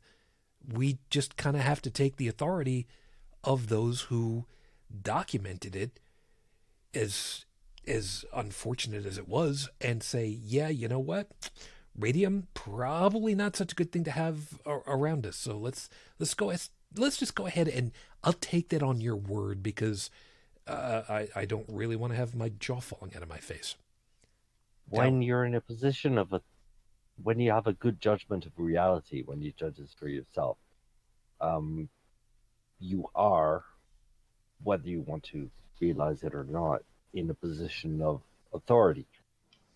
And you have a choice whether to convey this to others, educate them, or you can take advantage of that that advantage you have over others. Yep. Now I'm thinking of my story of one of the two. So like you've got your Dr. Phil's who probably believe like maybe 0.5% of everything that relate to others, but they just see others in their state of credulity to authority, and they take advantage of it. So whether you want to convey something that's true or not, well, I can label off a few things that are insidious than somebody like Dr. Phil. When people are, when you take advantage of people's relative ignorance of the facts of the world, or the very laws of nature that allow us to exist, and are able to profit from it. For example, Fontus, the solar-powered self-filling water bottle. Oh, yes. Oh, but wait, there's more. Oh, I know. The water seer. The water seer was basically a thing that would condense water vapor from the air and collect it in catch basins buried under the ground that people could then just pump out and use to irrigate their lawns or their crops and drink from, because unfiltered condensed water like that is always pure. Great in concept. Solar freaking roadways. Yeah. We all know how that went. Well, that was a good idea from the start, but unfortunately, Idea. A nice Idea. concept. Yes. let's But just unfortunately, say that too many things have to happen before those are actually viable. if humanity had to return to nature, survive against nature, I think 90% of us would be dead. Yeah. Yeah. And one I just got I just got wind of a couple of nuclear diamond batteries. That's a new one by me. Yeah, apparently this has something to do with harnessing the radioactivity from waste graphite from nuclear reactors, compressing it down into a diamond, and then using that as the core of a power cell that could theoretically last thousands of years. Diamonds are carbon, not graphite. No. They actually do mention graphite, but they are talking about it would decompose to carbon-14. Okay. Yeah. And of course, a scientist that I watched took one look at this and went, "It's debunking time." We're still talking about general state of credulity. Yeah. I'm just saying that, like people like Dr. Phil who yeah, y'all got to listen to me because I'm an authority to, hey, these rubes have absolutely no idea what we're talking about. Let's do a Kickstarter, get as much money as we can, and then just string them along until but everything we're depends busted. Then we'll on find that something to do. state of dependence. It's really, just a few hours ago, I watched Master Chef for the first time. After I think even last week we talked about Ramsay, whatever his name is. But anyways, but there's no fucking cooking in the show. It's all about emotions, about people taking advantage of other people, and it's really frustrating for somebody who knows cook. Because I mean, it has nothing to do with it has to do with our, how can I make this clear? Most of what we see in media today is concerning our reaction to what we perceive to be reality. It has nothing to do with reality itself.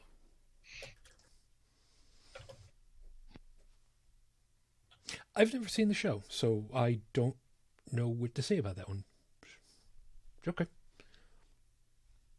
I was trying to tie that in with what Dalan was saying, but I don't know if that was clear or not. Well, it just seems that there's a lot of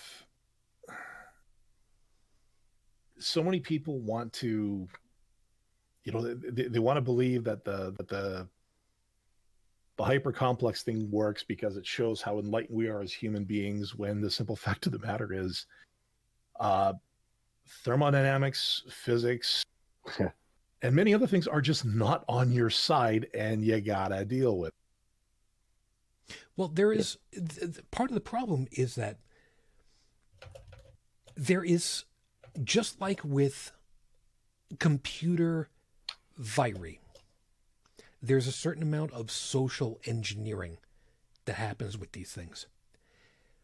There is the presentation of things like the self-filling water bottle, which, if it were doable, would be great, because you don't have to be reliant on buying bottles of water, which, by the way, folks, you don't have to go out and buy bottles of water.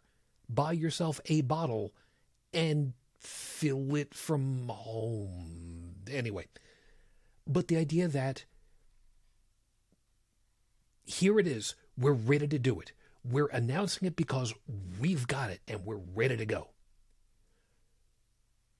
One of the things that people would be thinking is, you know what? It looks like it was shot on a webcam from 1997. in its crappy audio quality, why would I believe you? Versus, this looks like it's really professional quality. The editing is great. They've got background music. Everything is done really well. The product must be worthwhile, because why would they invest this much effort into something that was bogus? And people will look at that and they will start to believe, because, well, why would these guys be lying to us and investing so much money into a lie? Nobody would do that. That would be wrong. That would be stupid. And then they get suckered in for exactly that reason. Mm-hmm. Well, one thing that I really wish that we had, I know that we need science educators, but I wish there was such a thing as a science influencer. A lot of people are getting bad information from media influencers, social influencers, things like that. And I don't know if it's just because of the culture we live in now that people pay a lot of credence to them. And they're the ones making big bucks on YouTube and everything else. It's just... It's becoming the whole thing, I think, of populism. And these days, like, especially if you look at, online media sites that, everybody seems to go to, and I'm talking about places like, BuzzFeed and all these other places, they will put up anything just to drive traffic. It's not about the facts, or it's not about the truth anymore as it is. It's sensationalism. It's dem clicks. It's dem clicks. It's dem likes. It's no longer about, am I informing the public? It is, do you love me? No, it's not. No, it's not. It's money. Yep. It's money. I mean, look at TMZ. They knew about Kobe Bryant before any other news station. Why? Because they pay money to everybody who'll give them the smallest bit of information before anybody else. And TMZ is very effective at it. And the other dem clicks, the reason why I said dem clicks, Dalan, is for the advertising boxes on all of these websites. Because why get everything in one web page in a list when you can click forward and reload the next set of advertisements, and then the next set of advertisements, and then the next set of advertisements ad nauseum?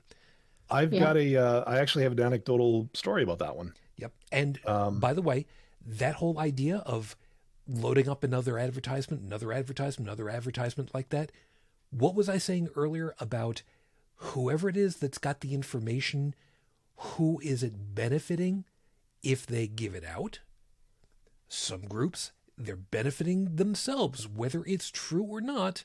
So long as they drive the information getting out, they get something, whether it's prestige or money or a feeling of authority or whatever the case is, versus people like Dr. Salk, who said, you know what? I don't want to make money off of this. Here, free to everybody. Heal as many people as possible. I don't want the money.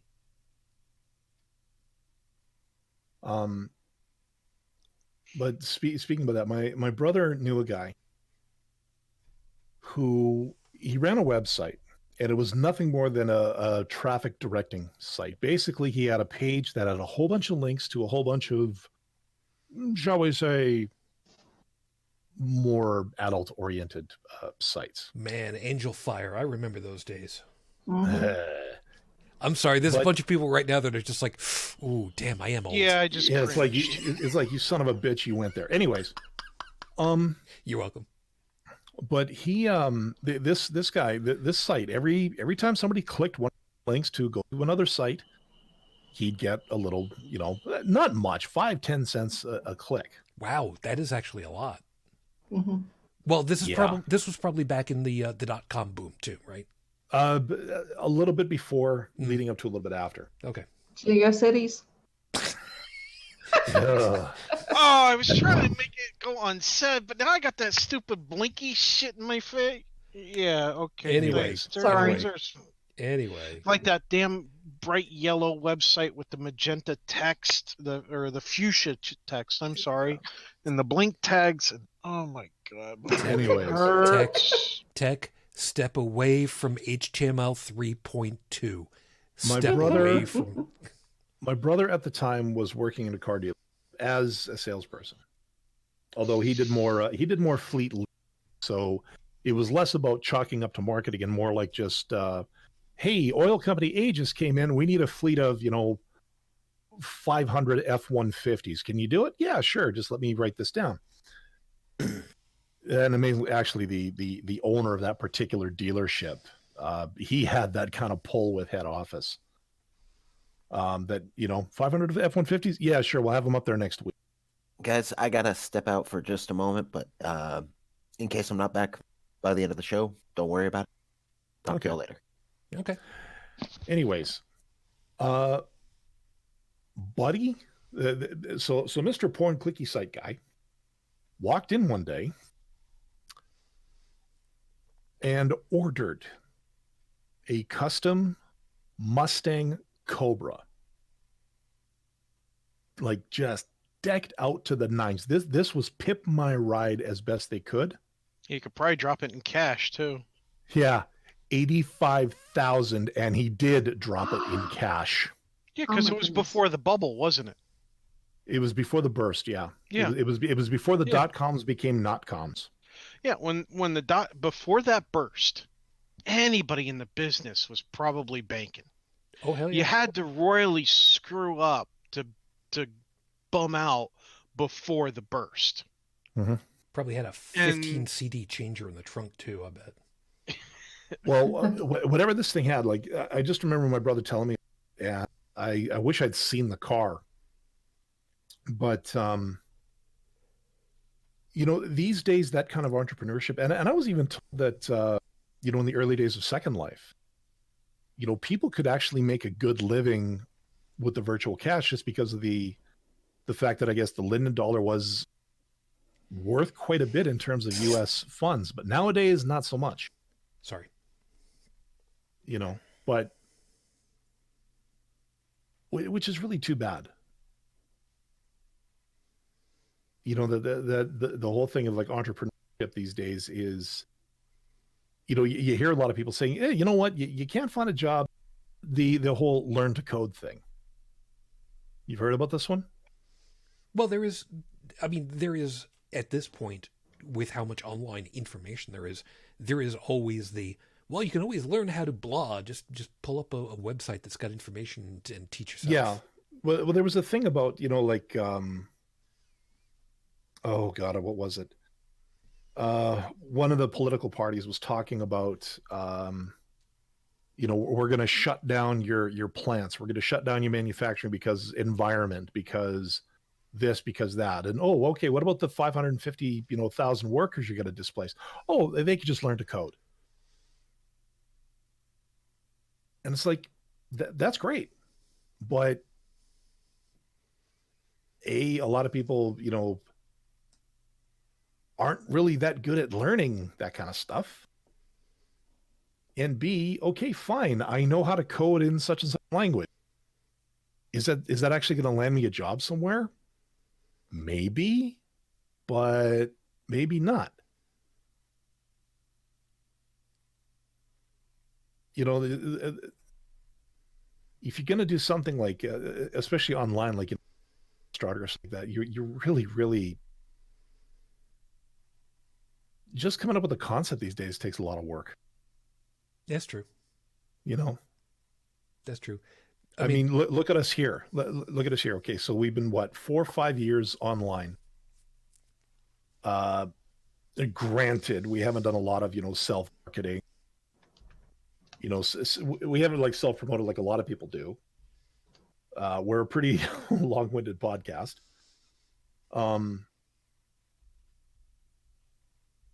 We're not exactly getting rich off. Basically, it comes down to thinking is hard.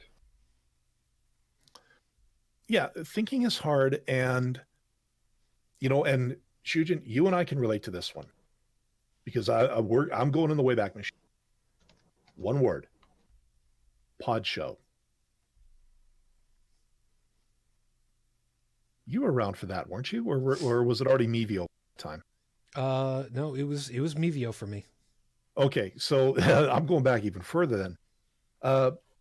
Pod Show was a free podcasting hosting service for people who wanted to get into the business because it was brand new. It was alternative media. You know, if I find that part, I'm going to throw an echo on that. But these were people that were going to help people get their podcasting platform so that they could get out there and get their sponsors and, you know, get PayPal money rolling in. And if you were lucky, the Pod Show staff would come up to you and say, hey, we'll get you to sign a contract. All you got to do is pimp GoDaddy or pimp this or pimp that once or twice. And, you know, for every time they use your promo code, you'll get X number of dollars. And you could be the next, what was the name of the show? Don and Drew. Or you could be the next This Week in Tech. Or, oh God, what was that other guy? Rob Walsh. Anyways, they had their flagships. They had their people that were, you know, they actually got signed under contract. But, you know, at the very end of it all, if you really looked at it, in order to make money doing something like that, you still had to deal with ads. You still had to do the one thing that a lot of people were getting sick and tired of watching on TV, which is pimp something on a commercial. You know, granted, there wasn't a lot of, you know, middlemen that would let you go through it. But, you know, and especially these days, you know, you see sponsors on YouTube, you know, like NordVPN, some watch company, or, you know, Raid Shadow Legends. Oh my God. Don't get me started on that one. I think it was Upper Echelon Gaming had about 10 things not so nice to say about that.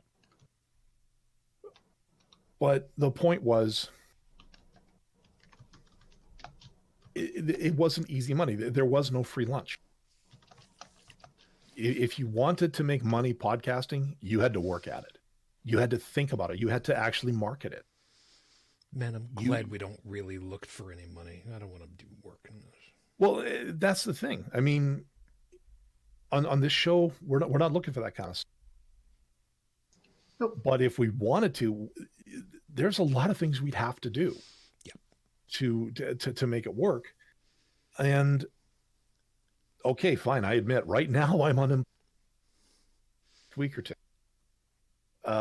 Actually, I hope it does. Otherwise, the money's going to run out and I am fucked. But, you know, for people that work a 9 to 5 and then have to come home and then run a second business online, you know, That's goodbye life. You know, I mean, I'm trying to do a bit of a writing career. I'm stuck in the middle of editing something that I really should be editing more per day, but, you know, I hope eventually that'll lead to something. But until then, I still have to, you know, doing that is going to take a lot of thought. And like Joseph said, thinking is hard. Thinking is hard. Overthinking is fun. But you should really just keep it as simple as possible. Otherwise, you're going to... Well, that's something's exactly... Something's going to short circuit at some point. That's why we categorize. It's to reduce our thinking workload. But it's funny that you're talking about podcasting, because even there we're relying on an old world, quote unquote, old world model to pay our sustenance. What we really need is a new system. Whereas if I was going to listen to, for example, Sam Harris's latest podcast, I would be quite happy making a micropayment, like 20 centimes or something like that, for listening to the podcast, because you know, that information was of value to me. But that kind of thing doesn't exist. And I think in that kind of scenario, advertising wouldn't exist.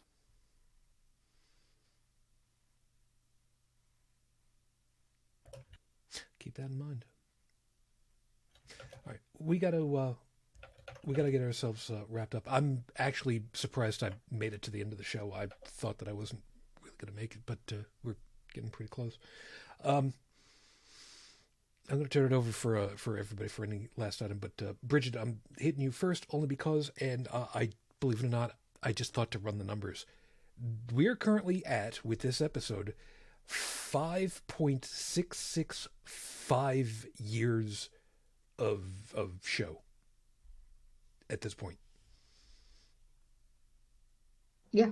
Yeah, we're over 5.5 years. Go fig. Time goes by when you're having, time flies when you're having fun, something like that. Fruit flies like a banana. Yeah, that too. There's a thing in there. What last item do you want to drop in, by the way? Fuck Mike Pence. I mean, well, yeah. Fuck John Roberts. Fuck the GOP Senate. I'm almost happy that the impeachment didn't go through, because having Mike Pence as president probably would be worse. No, Yeah. no. Completely disagree there. Oh, Mike Pence would not just go out and start a war because he's worried that somebody perceives him as having small hands. Amongst other things. So Amongst other better the devil you know than the devil you don't.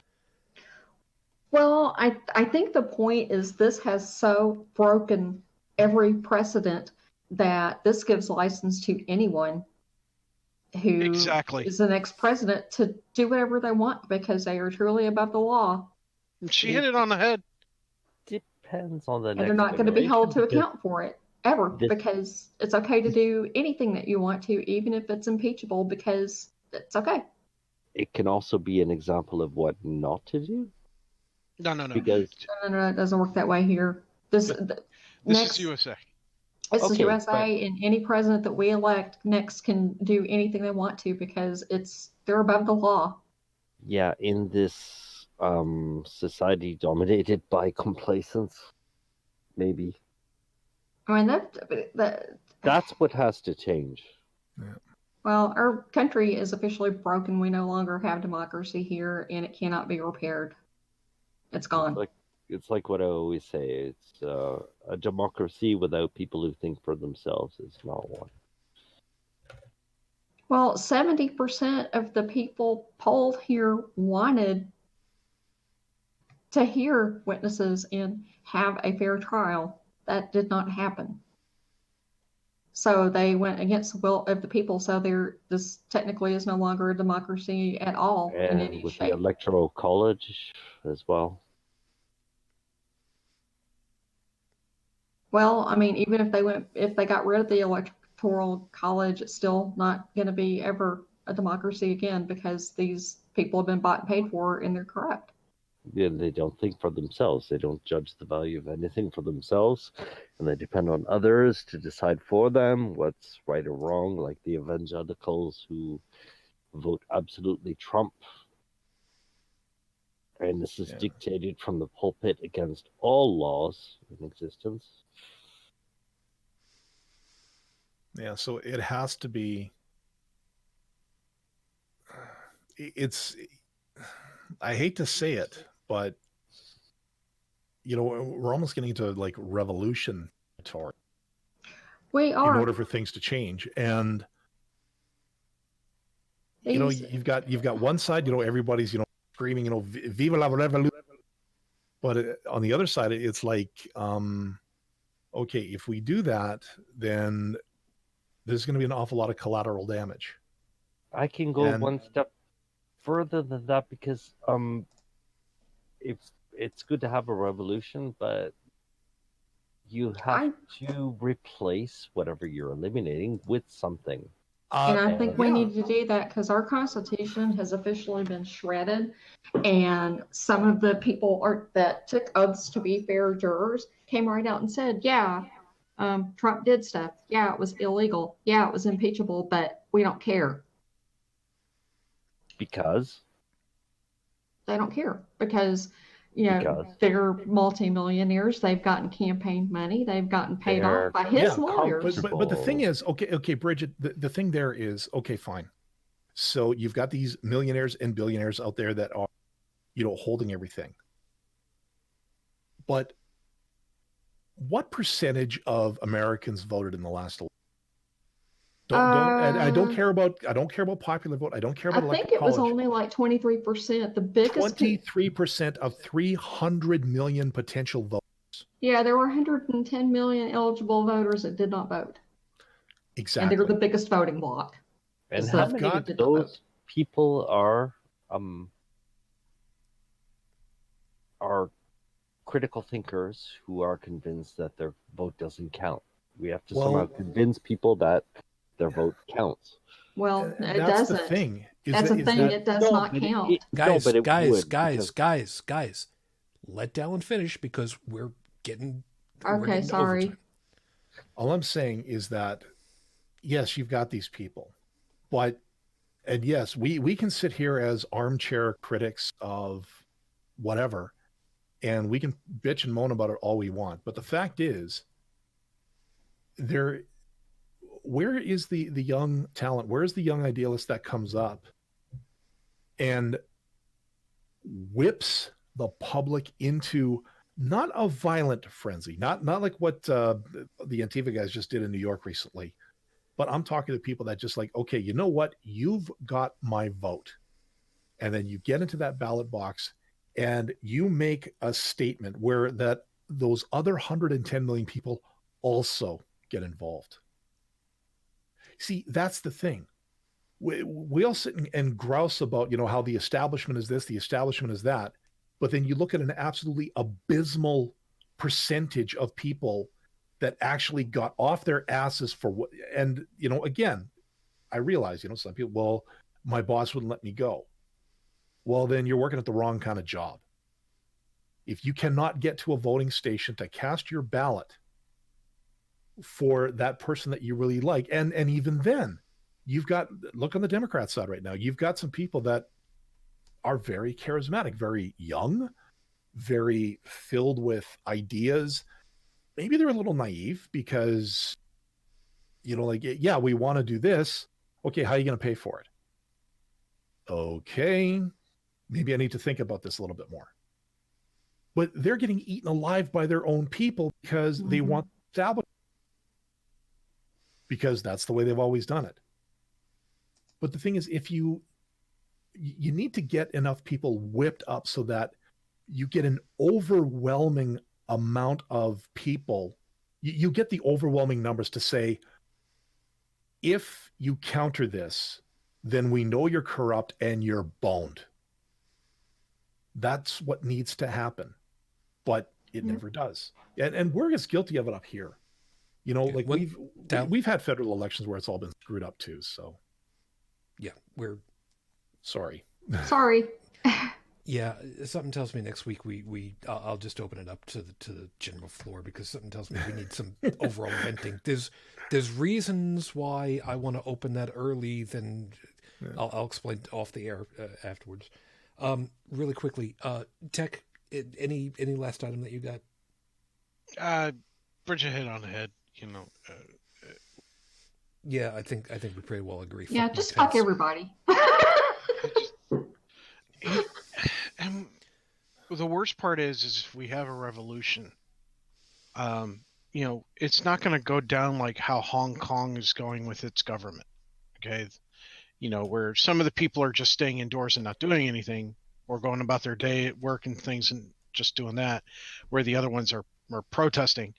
It's going to be, instead of people going against the government and the police, it's going to be people fighting other people. It's going to be like the Civil War, because you're going to have those who go, well, that's my president.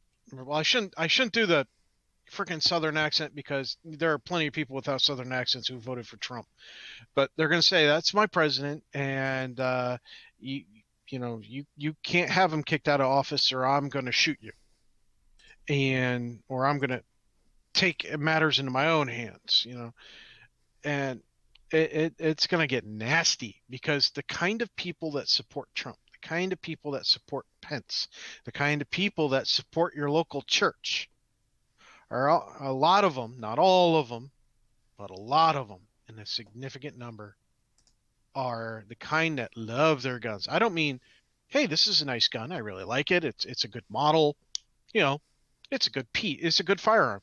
No. They have like 3 of each of everything that they could get their hands on, because we're Americans, America, and we love our guns. And it's gonna get nasty. Yeah, it is. It basically comes down to this, if people don't know how to make value judgments for themselves, their only way of judging things is their own level of comfort. And basically guns, when you follow the rabbit hole all the way down, it's basically the reward. Having a gun is a reward for having the ability of taking other people's shit. Of course, there's also the argument defending yourself against people who want to take your shit, but you see where I'm going with that. It's a lack of empathy. The United States in general is everyone for themselves. You're right. Yep, and that's exactly what I was talking about last week before, whatever the hell it was, where I was like explaining what capitalism run wild does. All you need is that 1/10 of 1 gram to kick everything wrong. Anyway, Joey, did you end up making it back? Yes, sir. All right. Was there any last item that you wanted to drop in? Nope. Makes it easy. As all over the places we've been tonight, Yeah. We've been everywhere. I figure I'd just wish everybody a good night and have fun. Yep. And Joseph, if you're willing to keep it quick, if there's any last item that you want to drop in before I go ahead and close out. Well, you had to say that. Okay. Well, I mean, I'm holding together right now, so don't. The Energizer's bypass like a Christmas tree. Don't give me too many bumps. Nothing to say. Thank you for having me on, and see you next week. I didn't quite get that. But okay, that's fine. Bon journée. I don't know what she just called me. Whatever. Okay. No. Have a good day. Have a good day. Oh, okay. Good day, mate. I don't ever want to hear wait. you. I ever want to hear an Australian accent tinged with a French accent. Don't ever do that again. It Good could night, be cunt. worse, believe me. I forgot the F-bomb for this show. It's okay. Brigid's got us covered. All right. Yeah, and then some. Yeah. Oh, yeah, fuck Mike Pence. Yeah, well, she all right, Already did that. Yeah. Trump and everybody else. Just I'm fuck everybody. Sorry, I missed that. It's Yeah, if we weren't demonetized before, oh wait a minute, you got to make money. It's great. All right, I'm going to dovetail onto something because Stephanie had put a piece over here that kind of grabbed onto what was being said over here. Since the title was that simplicity is the razor of the skeptic, I'm going to use that as coloration for this one. Stephanie had said they love their guns, since that was mentioned, but they cannot handle them. Touche. Here's where it kind of all pulls together for me. Why does that sound like masturbation? In a way, it kind of is. Mm-hmm. Guns in our culture, and when I say ours, I mean specifically the United States. Mm-hmm. I can't speak to everywhere else, although it's not nearly like it is here. The gun culture has been fetishized for a long time. I couldn't tell you how long because I really haven't experienced it all the way that a lot of others have. But it has really become fetishized. There's no two ways about that. And we know because we don't need to go very far to see very simply that gun culture kills. It's not what happens primarily compared to the number of guns that are out there, but the primary purpose of the tool is to throw this piece of metal from this starting location into wherever it's being pointed to, and, well, to paraphrase what's been used already, fuck anything in the way. And if that happens to be a living entity, well, sometimes that's a good thing. I mean, I'm thinking specifically of Old Yeller. There are times where it's a bad thing. I'm specifically thinking of pre-rabid Old Yeller and 8-year-old kids in the inner cities. So, what is it about the simplicity that is so difficult for people to accept? Exactly what Joseph said earlier. When you change the status quo with new information to become simpler, to become more refined, to be more in sync with the reality that is out there, it's uncomfortable. It screws with our head because it means that we need to work on changing how we've perceived something and why we thought something was. But before we go there, we have to be able to judge reality for ourselves instead of depending on somebody else to do that all for us or imitating our neighbor. That may be so. But It the ultimate... It is. Please let me finish so it closes. But the bottom of it is, we need to be willing to accept the authorities that are in charge of finding out what is right and what is wrong and what have we seen correctly and what haven't we.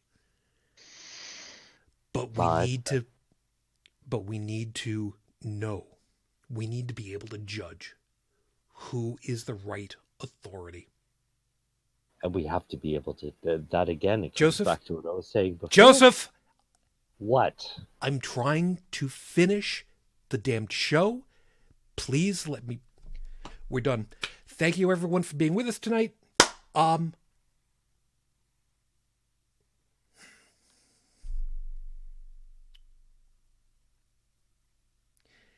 you for being with us tonight. I'd like to thank the panel for being with me tonight. Joseph, thank you very much for your time. You have yourself a good morning. You too, sir. Tech, you take care of yourself. Please stay safe and stay warm. Absolutely. You guys have a great day, too. Enjoy your weekend. Well, Super Bowl. Joey, you take care of Super yourself. Owl. I try. Dalan, Brigid, thank you for your time. You have yourself good. You too. And you will be on, if I understood correctly, there will be an episode of Beyond the Trailer Park coming up this weekend? Next weekend. Next week. Okay. Yeah, it's bi-weekly now. Okay. And Dalan, thank you very much for your time. And you have yourself a good day cooking whatever it is that you're going to end up cooking, I'm sure. Hopefully be able to live off leftovers, but I should put something together. But yeah, you have a good one. I will get the podcast site up to date as soon as possible. Got the audio downloaded, decoded, and everything else. I just need to get the rest of the busy work put together. So,